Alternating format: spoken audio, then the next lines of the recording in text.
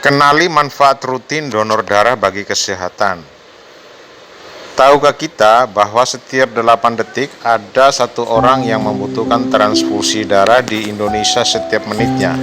Ada 10 orang sekarang yang menanti donasi donor darah. Menurut WHO tahun 2015, Indonesia kekurangan jumlah darah secara nasional yaitu 500.000 kantong tiap tahunnya. Bisa jadi kesadaran masyarakat untuk menjadi pendonor sukarela masih rendah, padahal banyak sekali manfaat rutin donor darah, antara lain menjaga kesehatan jantung, kemudian meningkatkan produksi sel darah merah, untuk menurunkan berat badan, cobalah donor darah, kemudian mengusir hipertensi, menurunkan resiko kanker, deteksi penyakit serius, dan juga hal-hal lain yang sangat menyehatkan. Hal-hal yang perlu diperhatikan sebelum donor. Syarat-syarat tersebut antara lain berat badan minimal 45 kg, suhu tubuh 36 sampai 47,5 derajat Celcius, tekanan darah sistolik 110 sampai 160 mm Hg dan diastolik 700 sampai 100 mm Hg. Denyut nadi teratur yaitu sekitar 500 sampai 100 kali per menit. Hemoglobin wanita minimal 12 gram sedangkan pria minimal 12,5 gram. Maksimal penyumbang 5 kali per tahun dengan jarak sekurang-kurangnya 2 sampai 3 bulan tetap harus disesuaikan dengan keadaan pendonor.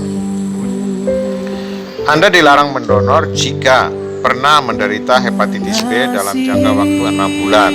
Sesudah kontak erat dengan penderita hepatitis, sesudah transfusi, sesudah melakukan tato, atau sesudah melakukan operasi kecil. Dalam jangka waktu 72 jam sesudah operasi gigi. Dalam jangka waktu 12 bulan sesudah operasi besar. Dalam jangka waktu 24 jam sesudah vaksin polio, influenza, kolera, tetanus, difteria, atau profilaksis. Dalam jangka waktu 2 minggu sesudah vaksin virus hidup. Kemudian dalam jangka waktu 1 tahun sesudah injeksi terakhir imunisasi rabies.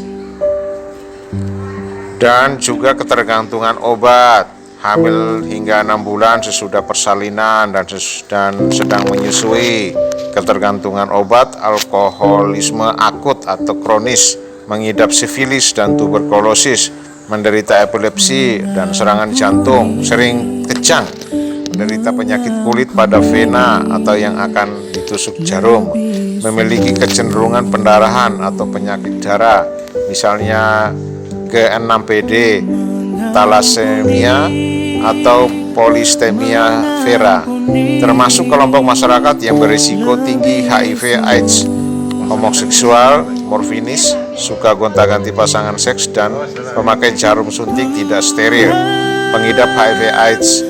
Jika Anda telah memenuhi syarat,